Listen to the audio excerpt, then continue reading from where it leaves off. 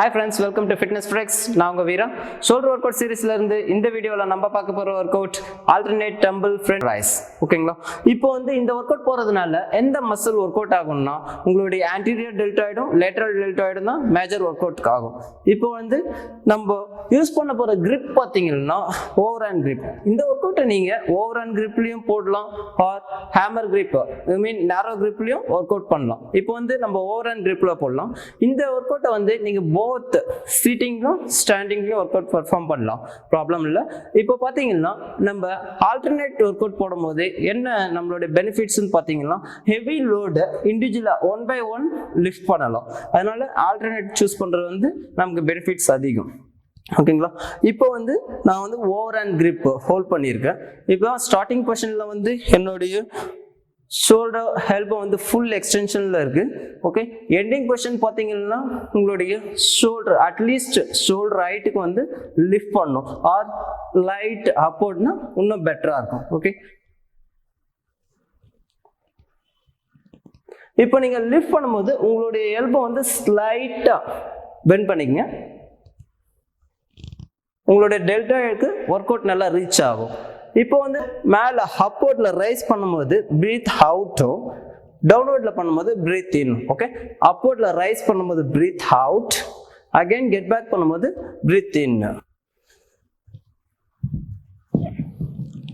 இந்த ஒர்க் அவுட்ல டோட்டலா நம்ம 3 செட்ஸ் போட போறோம். ஒவ்வொரு செட்ஸ்க்கும் பாத்தீங்கன்னா 10 to 15 ரெப்டேஷன்ஸ். ஓகேங்களா? இப்போ ஃபர்ஸ்ட் செட்ல 15 ரெப்டேஷன்ஸ் போட போறோம். இப்போ rest between first set and second set பாத்தீங்கன்னா in between time, I mean sets முடிச்ச உடனே ரெஸ்ட் டைம் பாத்தீங்கன்னா 60 to 90 seconds. Same as the second to third செட்க்கு ரெஸ்ட் டைம் 60 to 90 செகண்ட்ஸ் தான். இப்போ ஃபர்ஸ்ட் செட்ல எப்படி வெயிட் சூஸ் பண்றதுன்னு சொல்றேன்.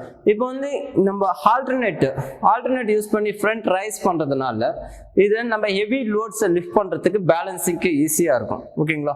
எந்த லோட்ல உங்களால கம்ப்ளீட் 15 ரெப்டேஷன்ஸ், எந்த ஒரு ஸ்விங்கோ நம்ம பாடி ஸ்விங் ஆகக்கூடாது, உங்களோட பேக் ஃபுல்லி ஸ்ட்ரெயிட்ல தான் இருக்கணும், உங்களுடைய பாடி பெண்ட் ஆகக்கூடாது, ஸ்விங் ஆகக்கூடாது. அந்த பொசிஷன்ல கம்ப்ளீட் 15 ரெப்டேஷன்ஸ் போட முடியுமோ அந்த வெயிட்டை ஃபர்ஸ்ட் சூஸ் பண்ணிக்கோங்க.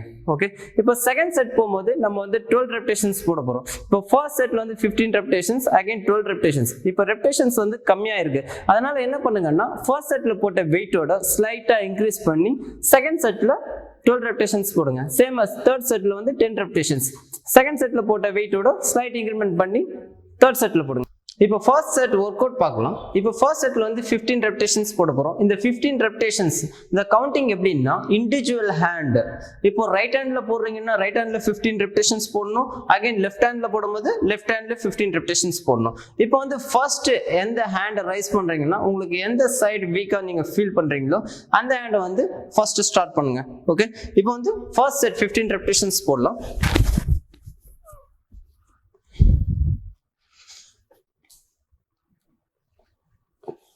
என்னோட லெக் பார்த்தீங்கன்னா என்னோட ஷோல்டர் வித்ல இருக்கு. என்னோட கிரிப் டம்ளர் ஹோல்ட் பண்ணிருக்கு ஓவர் ஹேண்ட் கிரிப். என்னோட பேக்ஸ் ஃபுல்லி ஸ்ட்ரெயிட்டட், ஆல்மோஸ்ட் ஃப்ளோருக்கு பேரலா என்னோட ஹேண்டை லிஃப்ட் பண்றேன்.